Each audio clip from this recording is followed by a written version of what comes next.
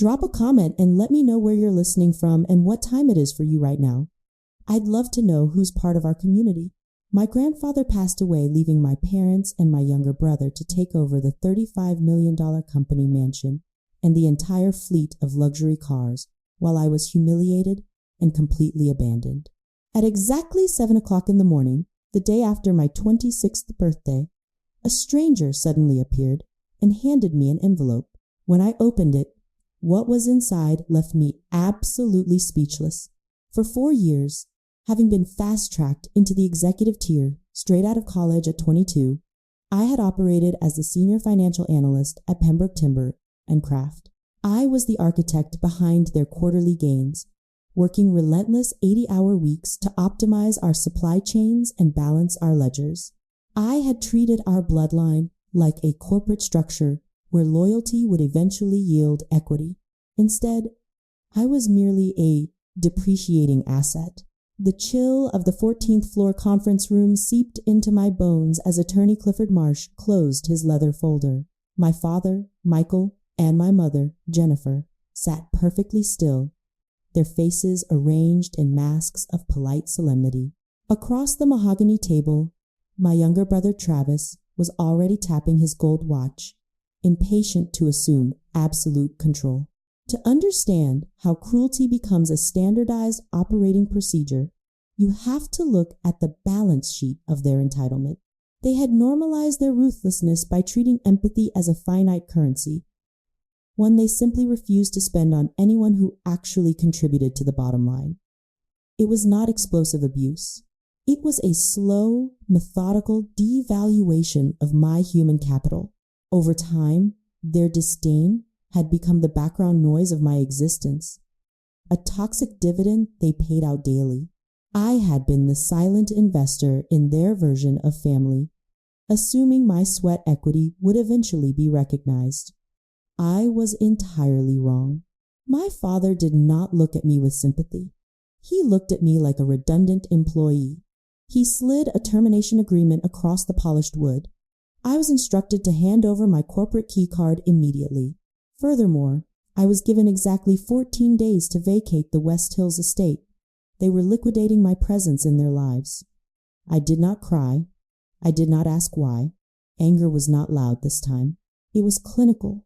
I rubbed my eyes trying to summon regret, but there was only clarity. This was not a breakdown. It was a balance sheet. They were executing a hostile takeover of my future. I stood up, placed my key card on the table, and walked out. I did not look back. I had given them my best years, and they had given me an eviction notice. I returned to my room in the West Hills estate and began putting my existence into cardboard boxes. Every item I packed was a reminder of the transactional nature of their affection. I taped the first box shut, the sound tearing through the quiet of my childhood bedroom. My mother walked past the open door, her gaze sliding over me as if I were already a ghost. She didn't pause to offer help or explanation. I realized then that their love had been a subscription service, and my account had just been permanently canceled. I accepted the termination. 2 weeks later, the West Hills estate was behind me. I had moved into a cramped, second-floor studio apartment situated directly above an East Portland laundromat. The constant hum of washing machines vibrated through the floorboards, a stark contrast to the silent luxury I had left behind. But the noise was mine. I unpacked my cardboard boxes with methodical precision, arranging my meager belongings in the small space. I immediately opened my laptop and began sending out resumes to every major financial and logistics firm in the Pacific Northwest. I possessed an impeccable track record. I anticipated immediate interviews. Instead, I received absolute silence. After 5 days, an automated rejection turned into a quiet phone call from an apologetic human resources manager I had previously worked with. The truth was worse than negligence. My father was actively blacklisting me. Michael Pembroke was leveraging his industry influence to ensure my applications were flagged and discarded across the entire region. He was not satisfied with firing me. He was attempting to institute an embargo on my livelihood. He had even fabricated a gross misconduct clause in my termination file, deliberately blocking my state unemployment benefits. I calculated my remaining funds. I was reduced to a strict $6 daily food budget. I lived on instant rice and tap water. This is the invisible chain of the survivor. When you escape a toxic environment, the architects of your misery do not simply let you walk away. They extend their control, attempting to starve you into submission. They want you to believe that the shelter they provided was the only roof you will ever have. They build an invisible prison out of your sudden poverty, hoping desperation will force you back to their table. I refused to starve, and I refused to beg. I spent my 26th birthday completely alone in that studio apartment. I purchased a small, discounted cake from the local grocery store. As I sat at my cheap folding table, I opened my laptop. Social media provided a window into the world I had been expelled from. My family was at a luxury steakhouse downtown. The photos showed Michael, Jennifer, and Travis raising crystal glasses of champagne, celebrating Travis's official promotion to executive vice president. They had ordered premium steaks and imported wine, casually spending more on one dinner than my entire monthly rent. I ate a forkful of dry grocery store cake. I felt no panic. I felt no despair. I observed their celebration with the cold detachment of an auditor reviewing a fraudulent ledger. They believed they had won. They thought they had successfully erased me from the narrative, assuming my silence was a symptom of defeat. They did not understand that I was simply calculating the exact cost of their betrayal. I washed my single plate in the tiny sink. My father's attempt to isolate me was a tactical error. By stripping away my safety net, he had also stripped away my hesitation. I had nothing left to lose, which meant I was no longer bound by their rules. I went to sleep ready for war. At exactly 7 o'clock the morning after my 26th birthday, a sharp knock echoed against the thin door of my studio apartment. I opened it to find an elegantly dressed, distinguished man standing in the narrow hallway. It was Mr. Norman Hale, my late grandfather's private attorney. He did not offer empty condolences or warm greetings. He simply stepped inside and handed me a heavy manila envelope sealed with dark red wax. He instructed me to break the seal. Inside was a comprehensive legal portfolio for an entity called Pembroke Legacy Holdco. It was a completely independent trust, meticulously structured and shielded from my parents' oversight. The valuation was staggering. It held $55 million in unencumbered assets, comprising prime commercial real estate properties in downtown Portland, diversified private equity funds, and a master bank account. The documentation designated me, Hillary Pembroke, as the sole, irrevocable beneficiary. Beneath the financial ledgers lay a handwritten letter from my grandfather. His ink strokes were sharp and deliberate. He revealed his master plan. This is the silent regret of the watchman. My grandfather had witnessed their moral decay, silently enduring the painful realization that his own son was a predator and his chosen heir was a fool. He had carried the heavy burden of knowing his bloodline was toxic. He could not fix their character, but he could orchestrate their accountability. He had deliberately left them the operational shell of Pembroke Timber to expose their inevitable mismanagement, while secretly extracting the true wealth of his empire and placing it entirely in my hands. He knew they would cast me out. He knew they would try to break me. The will read by Clifford Marsh was merely the bait. This red wax seal was the trap. I reviewed the bank statements. $55 million. My family had starved me down to a $6 daily budget while I was sitting on a fortune capable of buying their entire existence twice over. I did not jump for joy. I did not weep with relief. I sat at my cheap folding table and began to outline a corporate strategy. I looked at Norman Hale, who was watching me with silent approval. They thought they liquidated my future, I stated, my voice completely devoid of emotion. They didn't realize they had just funded their own destruction. Norman Hale nodded, handing me a silver pen to sign the final transfer authorizations. The transaction was complete. I was no longer the discarded spare. I was a majority shareholder with limitless capital. The invisible chains my father had tried to wrap around my career were instantly shattered. I authorized the immediate activation of the master accounts. The power dynamic had violently inverted. Though my family remained blissfully unaware in their West Hills mansion, they were celebrating a victory that did not exist. I folded my grandfather's letter. It was time to get to work.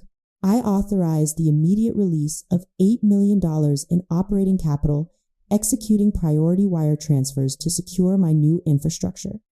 There was no hesitation. I did not lease a fancy downtown office or buy a luxury car. I leased a massive abandoned industrial warehouse situated directly along the Willamette River.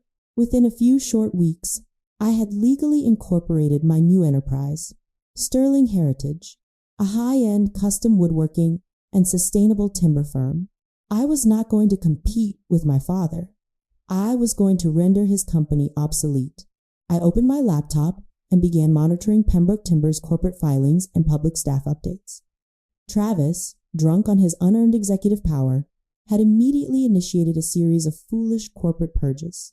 He wanted to assert dominance, so he fired the people who actually knew how to run the mills. He terminated 35 master carpenters, veteran mill managers, and seasoned logisticians who had served my grandfather for decades. It was an act of staggering corporate self-sabotage. I moved with clinical precision. I acquired their contact information and poached every single one of them. I offered them a 20% salary increase, full benefits, and operational autonomy at Sterling Heritage. They accepted immediately. The hum of planed cedar soon echoed through my warehouse as my newly assembled team of industry veterans brought the facility to life. We began securing premium contracts that Pembroke Timber was suddenly too disorganized to fulfill. Meanwhile, the collapse of my family's empire accelerated. Without my financial oversight, Michael and Travis drove the company into chaos. Travis recklessly signed unvetted international supply deals that hemorrhaged cash, while my father panicked and secured high-interest emergency loans, recklessly pledging the West Hills estate and his personal assets as collateral to cover the operational deficits. They were bleeding capital, entirely unaware that their former employees were thriving just a few miles down the river under my command. I audited their public financial decay with quiet satisfaction. They were drowning in toxic debt covenants of their own making. I did not send them taunting messages. I did not boast on social media. I simply watched the inevitable implosion of a company run by nepotism and arrogance. My father had tried to blacklist me from the industry, failing to realize that I possessed the capital to buy the industry out from under him. I stood on the floor of my warehouse, the scent of fresh sawdust filling the air, surrounded by the loyal workers my brother had foolishly discarded. We were operating at maximum capacity, generating profit while Pembroke Timber hemorrhaged value. They had mistaken the company they inherited for intrinsic worth, forgetting that a business is only as strong as the people who run it. I closed my ledger and looked out over the river. The fog was rolling in, but my vision had never been clearer. Their financial ruin was mathematically guaranteed, and my balance sheet was pristine. The trap my grandfather had built was armed. I just had to wait for them to step on the wire. The financial landmine detonated on a Tuesday. Years prior, my grandfather had strategically structured a $30 million corporate bond issue, deliberately designing it with a mandatory cash redemption clause upon maturity. That maturity date had finally arrived. Pembroke Timber was legally obligated to produce $30 million in liquid cash to redeem the bonds. Because of Travis's gross mismanagement and my father's desperate high-interest loans, their cash reserves were exactly zero. They were in breach of contract. Panic finally set in. With no other options, Michael summoned me to the Pembroke Timber boardroom. He assumed that because I was his daughter, I could be bullied into saving him. I walked on to the 14th floor, wearing a tailored suit purchased with sterling heritage profits. The room felt smaller than it had 4 years ago. Michael, Jennifer, and Travis looked exhausted, their arrogant postures replaced by terrified desperation. They shoved a stack of emergency mortgage documents across the table. They wanted me to co-sign a predatory loan, pledging our ancestral timberlands to cover the bond redemption. They were trying to leverage my clean credit to bail out their sinking ship. "Sign it, Hillary," my father demanded, attempting to project authority he no longer possessed. "We are in a temporary liquidity crisis. You owe this family your signature." I did not pick up the pen. I did not break eye contact. The heavy oak doors of the boardroom swung open. Mr. Norman Hale stepped inside, carrying a leather briefcase. He walked directly to the table and laid down a court injunction. The ambient hum of the building seemed to stop. Norman Hale cleared his throat and delivered the surgical strike. He announced that the anonymous private syndicate holding the mature $30 million bond debt was not a faceless bank. It was owned and operated entirely by Pembroke Legacy Holdco. And Pembroke Legacy Holdco, Hale stated, his voice echoing in the silent room, is controlled exclusively by Hillary Pembroke. She is your primary creditor, and she is calling in the debt immediately. The silence was absolute. The color drained from Michael's face. Jennifer gasped, clutching her designer purse. Travis stared at the documents, unable to comprehend the financial ruin staring back at him. This was the criminal twist my grandfather had engineered. My family had not just inherited a company, they had inherited a lethal financial vulnerability, and they had handed the detonator directly to me. I sat back in my chair, folding my hands on the mahogany table. I looked at the people who had blacklisted me, evicted me, and left me to starve on my 26th birthday. They had believed they held all the power. They had assumed I was weak because I had endured their cruelty in silence. They did not understand that I was simply calculating the interest on their betrayal. They were not shocked by what they had done to me. They were shocked that I had stopped playing along. I picked up their emergency mortgage documents and slid them back across the table. "Your liquidity crisis is not my problem," I said coldly. "Pay what you owe." The illusion of their supremacy shattered instantly. The boardroom descended into desperate, weeping panic. Jennifer began to sob, her carefully maintained social facade dissolving into raw terror. "Hillary, please," she begged, reaching across the table to grab my arm. "We're your parents. We gave you everything. You can't bankrupt us." Travis slumped in his chair, burying his face in his hands, as the reality of his incompetence finally registered. Michael stood up, his voice cracking as he pleaded. "We made mistakes. I'll step down. I'll give you operational control.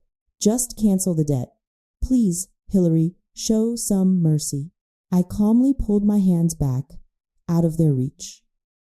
I looked at their tears and felt nothing but clinical precision. I refused to spend a single dollar to bail out an enterprise ruined by their nepotism and greed. Imagine the world without my grandfather's intervention. If my grandfather had not engineered this trap, the trajectory was clear. Michael and Jennifer would have continued to systematically drain my resources. They would have transformed me into an endless line of credit, weaponizing my loyalty, until I was entirely bankrupt, both financially and spiritually. My grandfather had not just handed me a fortune. He had orchestrated my rescue from a covert, lifelong hostage situation. His foresight was the only reason I was sitting on the creditor's side of the table. "There will be no bailout," I stated, my voice cold and decisive. "You treated this family like a business, and now your business has failed. I am foreclosing." I stood up and walked out of the boardroom, leaving them to drown in the consequences of their own actions. The fallout was swift and legally binding. Within 48 hours, Pembroke Timber was forced into Chapter 7 bankruptcy. The courts ordered the total liquidation of their assets to satisfy my bond call. Through an expedited distressed asset sale, Sterling Heritage legally acquired all of Pembroke's primary processing mills for a fraction of their value, absorbing the infrastructure into my expanding empire. Federal marshals arrived at the West Hills estate 2 weeks later, changing the locks and seizing the property to cover the remaining debt. Michael, Jennifer, and Travis were forcibly evicted. They had mistaken the capital they were permitted to spend for their own intrinsic value. When the money vanished, they had no actual substance to fall back on. Their entire identities had been rented, and the lease was officially terminated. They were left with nothing. No company, no mansion, no luxury cars, and absolutely no social capital in the Pacific Northwest. I did not gloat as the marshals escorted them off the ancestral property. I simply reviewed the acquisition documents for my new mills. Their ruin was the natural byproduct of their own arrogance. They had built a house of cards on stolen foundations, and I had simply removed the bottom layer. The board was finally reset. With the acquisition complete, I integrated the new processing mills into Sterling Heritage, solidifying our position as the premier sustainable woodworking firm in the Pacific Northwest. I reinstated honest wages, prioritized ethical craftsmanship, and invested heavily in community development. I had assumed total control of the legacy, not through manipulation, but through competence and hard work. The steady hum of the machinery in my expanded warehouses was the sound of a restored foundation. I walked the floor daily, surrounded by master carpenters who respected my leadership because I respected their labor. True justice isn't found merely in punishing the guilty. It is found in planting seeds that outgrow their destruction. This is the justice of the planter. By converting my family's greed and subsequent bankruptcy into a mandated opportunity for growth, I had permanently redefined the narrative. I established apprenticeship programs for young, underprivileged carpenters and funded comprehensive local forestry initiatives. Their spectacular failure had inadvertently become the financial foundation for a better, more ethical future. I had taken the poisoned soil of the Pembroke legacy and cultivated something that actually gave back to the community. I built a sanctuary on the very land they had tried to steal, ensuring that the timber empire would stand for integrity rather than exploitation. Every plank we milled and every contract we signed was a testament to survival and resilience. The fog over the Willamette River finally lifted. I had come to realize that holding on to anger is a poor long-term investment. Family isn't determined by bloodlines or shared last names. True family is defined by the people who recognize your worth without demanding a discount, the ones who stand by you when the ledgers are unbalanced. Forgiveness isn't always for the other person. Sometimes it's the only way to set yourself free. I didn't forgive my parents and brother to absolve them. I forgave them so I could finally stop carrying their emotional deficit. I had survived their covert hostility, and now I was writing my own profitable history built on ground that was completely unencumbered. Never allow the toxic actions of others to dictate your self-worth or dilute your core principles, because your strength to rebuild is always greater than their power to break you. Thank you so much to every single listener who followed Hillary's story to the very end. If this narrative touched your heart or inspired you today, please feel free to share your thoughts and reflections in the comments below.